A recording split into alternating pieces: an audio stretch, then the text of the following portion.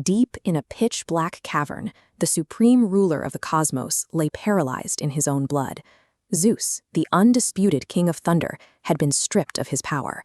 His iconic lightning bolt lay cracked in half on the volcanic stone, useless against the nightmare that had just ravaged the earth. We worship the Olympian gods as immortal, untouchable rulers, but ancient records preserve a forbidden moment in mythological history when Mount Olympus completely fell. The supreme gods panicked, abandoning their kingdom to hide in the sands of Egypt by transforming themselves into beasts to escape detection. Zeus did not flee. He stood his ground, and for that he paid a gruesome price. A primordial entity overpowered the king of the gods, disarmed him, and physically tore the sacred sinews out of his limbs. How did the supreme rulers of the universe survive a cosmic war that exposed the physical and psychological limits of the divine? And what primordial terror did Mother Earth unleash from the deepest abyss to eradicate her own divine bloodline? Following the imprisonment of the Titans, Gaia, the mother of the earth, sought vengeance.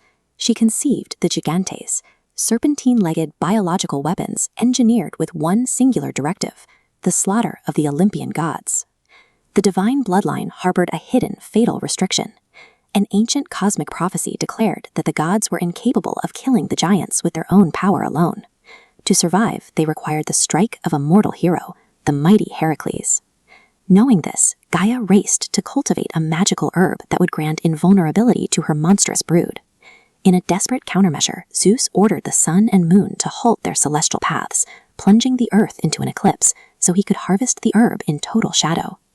Zeus stripped the giants of their protection, but as the sun rose, the ground beneath Mount Olympus exploded. The giants initiated an apocalyptic siege, ripping mountain peaks from the crust and hurling the earth into the storm clouds as kinetic projectiles.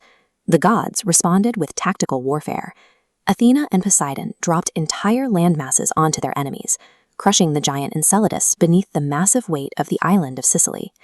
While the gods pinned the giants under the earth, Heracles fired volleys of hydra venom arrows to deliver the lethal blows. Olympus survived the siege, but their reliance on a mortal proved they were not self-sufficient. This victory only pushed Gaia further, driving her to unleash an extinction-level escalation from the primordial void.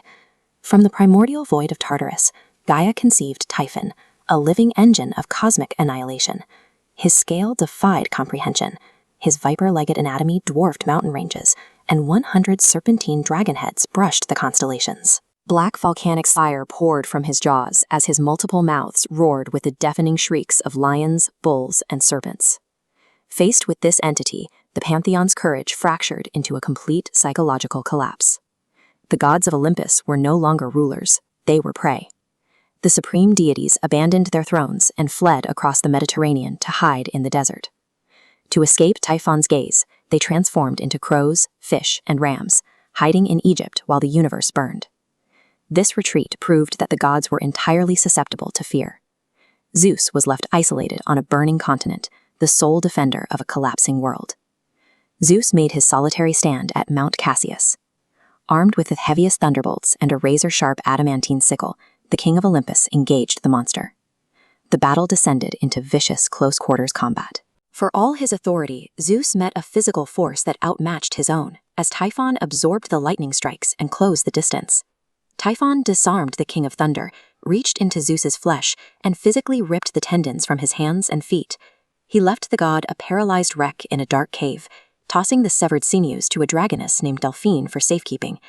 Brute force had failed. Survival now relied on a stealth mission.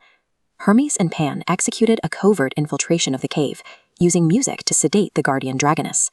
While Delphine slept, they retrieved the stolen sinews and used magic to reattach them to Zeus, restoring the divine lightning to his veins. A desperate covert heist barely patched Zeus's broken body back together, saving the supreme ruler of the cosmos when his own power could not. With his anatomy restored, Zeus prepared to ensure this humiliation would never be repeated. Mounting a winged celestial chariot, the restored Zeus hunted Typhon across continents, striking him with a relentless barrage of hurricane lightning and atmospheric cyclones. The pursuit reached its end in Sicily. Gathering the ambient cosmic force of the universe, Zeus tore the massive volcanic bedrock of Mount Etna from its tectonic roots and hurls the mountain directly onto Typhon, sealing him beneath the earth.